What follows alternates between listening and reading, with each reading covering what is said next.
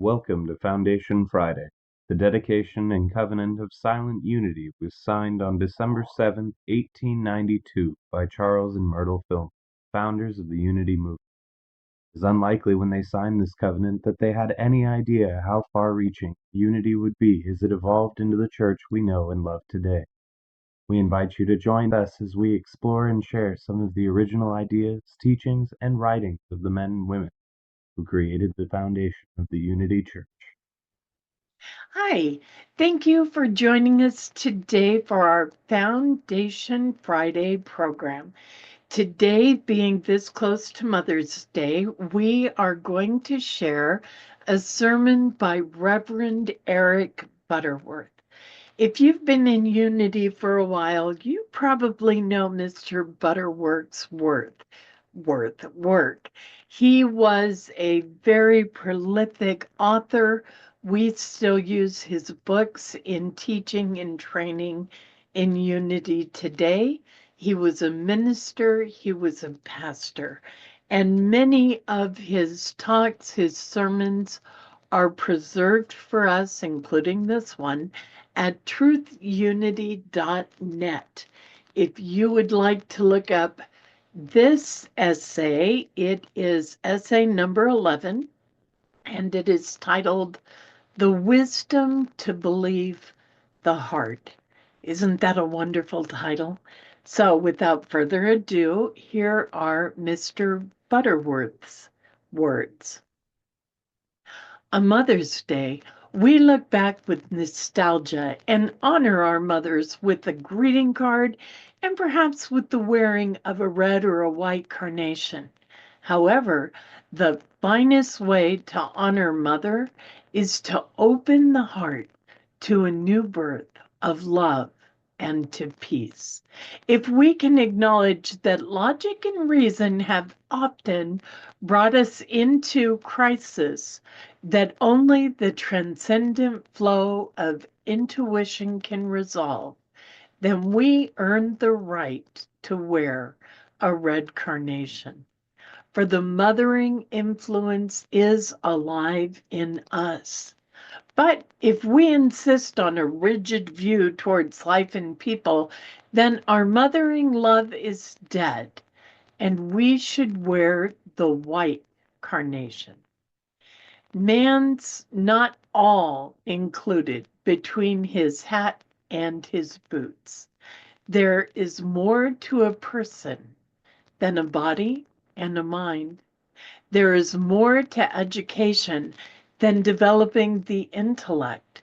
We indulge in a lot of flattery over the wonders of modern science and technology.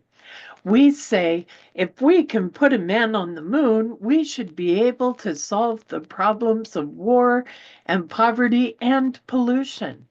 But the fact is, the more we have applied our intellect to solving these problems, the more confused we have become. One may know all the facts about a thing and still not know it.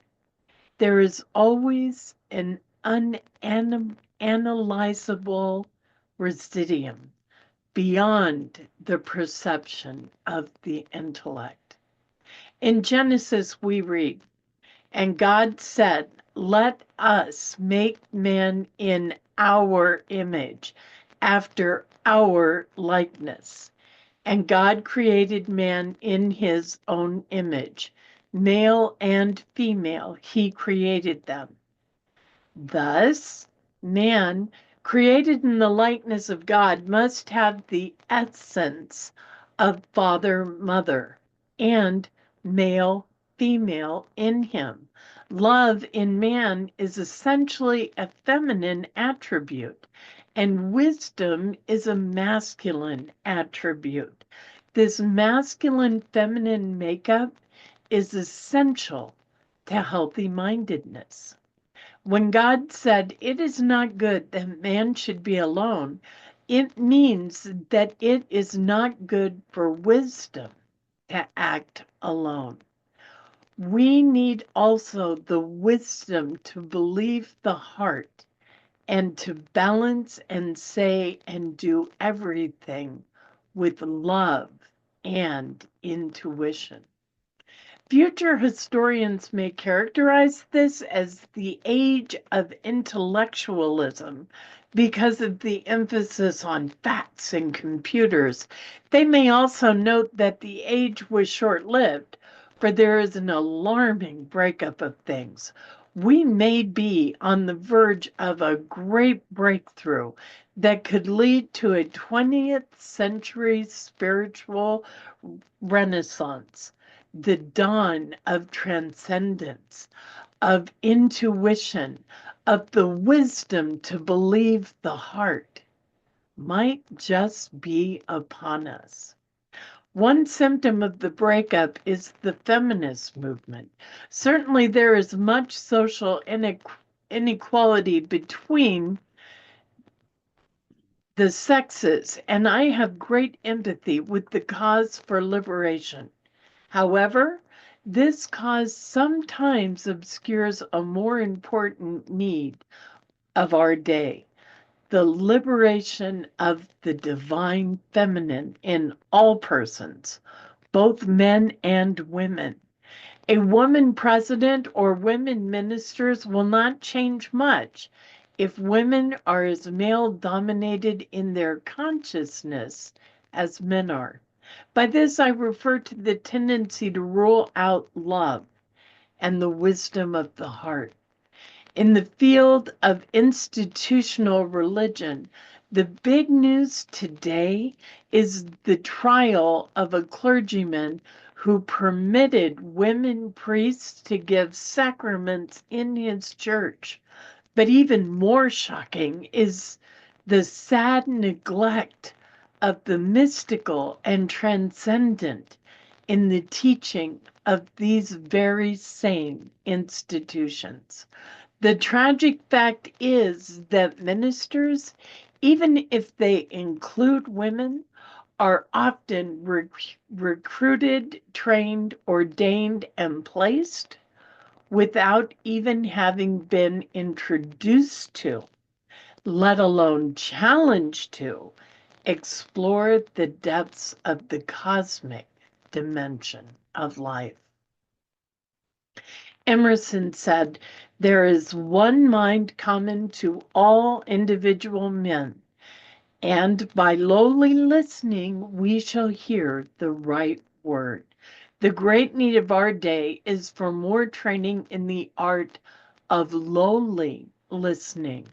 This has been a no-no in education because it sounds like religion and thus poses a threat to the principle of church and state. But we can't go on perpetrating the delusion that everything transcendent to the five senses is off limits to the academic process. It is time to acknowledge that reasoning power alone has never solved human problems. The more we think about a problem, the more complex it becomes, unless, that is, the light comes. And the question is rarely asked, where does the light come from? Einstein said that all his work was a result of intuition and not of logic and reason. He was the wearer of the red carnation. H.G. Wells envisioned a time when schools and teachers would no longer be necessary, except to show us how to get in touch with the infinite knowledge that dwells within us. This doesn't mean submission to an anemic concept of faith. Faith should not be a rejection of the intellect. It should build on the stuff of the mind and use it without the limitation of what the philosopher calls a priori logic. It is the wisdom to believe the heart. Mother's Day is a good time to herald the importance of divine feminine. We need to explore and harness our inner depths. When the intellect is unified with the superconscious flow, there is a balance of the male and of the female. Then only then only is there hope of creating a world order of peace and goodwill. One is simply not qualified for life in modern times without a sense of the transcendent, the free flow of understanding love, and the wisdom to believe the heart. Paul could have been speaking to our day when he said, "Don't let the world around you force you into its own mold, but let God remold your mind from within." This is to awaken the divine feminine, the wisdom to believe the heart. You are intended to be not just a reflector, but an innovator. You are not just a mind computer to be programmed with facts, but a creative imagination to give birth to them. The frustration of the potential of modern man may be traceable to the absence of meditation or inner prayer in our way of life. There are many religions in the Western society, but few that deal with the inner oneness and the divine flow. Prayer, worship, and communion have been primarily centered in externals. Ritualized prayer and statements of belief are a masculinization of the religious experience. Fundamental to this new insight in truth is the emphasis on the innateness of man. You have a continuing need to turn within, to be still and know, to remember. Male and female created he you. In the silence, you may find the balance of mind and heart, of wisdom and intuition. And then you may live with what Emerson calls the privilege of an immeasurable mind. Of course, you may have to deal with the male domination of consciousness. Look, there is work to be done. I can't just sit and meditate. There is nothing I can't solve through reason. At such times, we should recall Lao Tzu's, the best way to do is to be.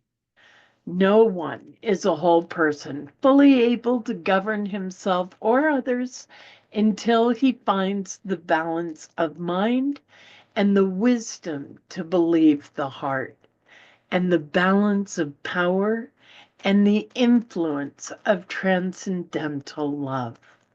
Open your heart to a rebirth of the mothering influence of your own innateness and wear the red carnation.